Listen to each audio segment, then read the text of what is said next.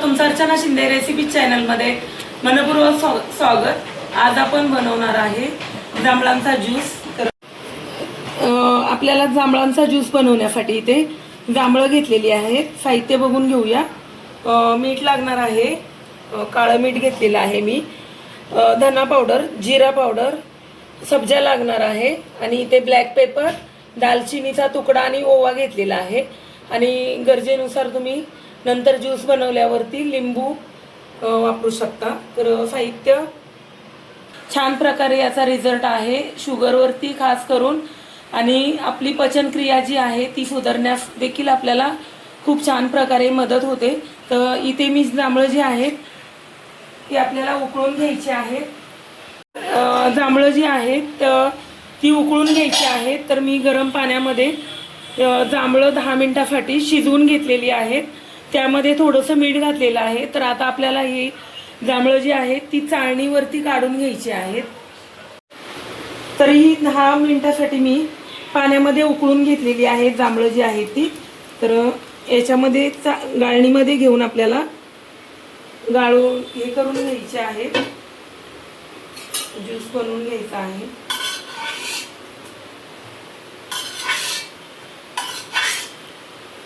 अगदी सहजरित्या ही लगेच हे होऊन जातात, नरम होतात ही जांभळं।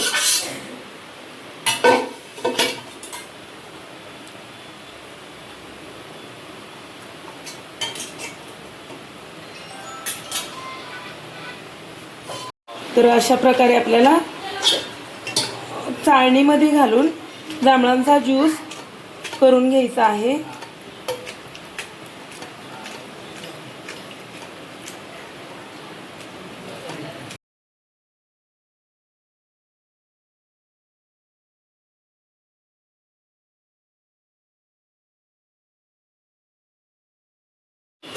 तर ह्या ज्या बिया आणि चोथा राहिलेला आहे तो आपण सुकून आपण पुन्हा पावडर करून घ्यायची आहे।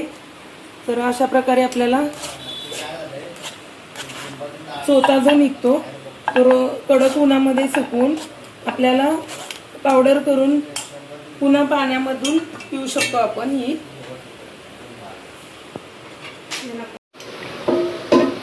आपला अशा प्रकारे जांभळांचा ज्यूस झालेला आहे। तर त्यामध्ये आपल्याला हे घालून घेऊया थोडंसं। सुरुवातीला मी थोडंसं मीठ घातलेलं आहे। तर एकदम थोडंसं मी इथे मीठ घातलेलं आहे, काळं मीठ। इथे आपल्याला धना पावडर,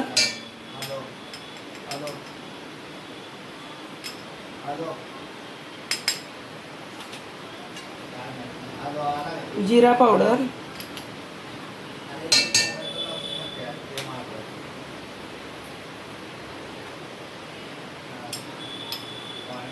थोडासा अगदी चाट मसाला मी इथे वापरलेला आहे, आणि सब्जा जो आहे थोडासा मी घातलेला आहे। तुमच्या आवडीप्रमाणे तुम्ही इथे ॲड करू शकता।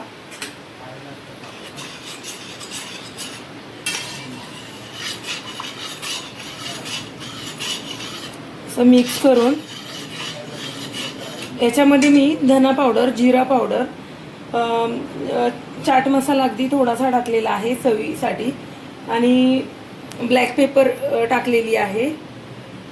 आणि तुम्ही नंतर ज्यूसमध्ये सब्जा आणि लिंबू देखील तुमच्या आवडीनुसार पिळून टाकू शकता। तर आता आपण इथे ग्लासमध्ये काढून तुम्हाला दाखवून घेत आहे।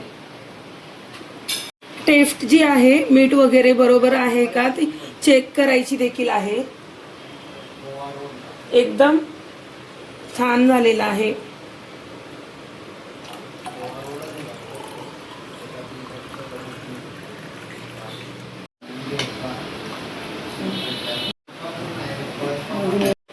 तर अशा प्रकारे आपला जांभळांचा ज्यूस आणि जांभळांच्या बियांची पावडर जी आहे ती बनवून रेडी झालेली आहे। तर तुम्हाला कशी वाटली रेसिपी माझी नक्कीच कमेंटमध्ये सांगा, आणि तुम्ही देखील नक्कीच ट्राय करून बघा।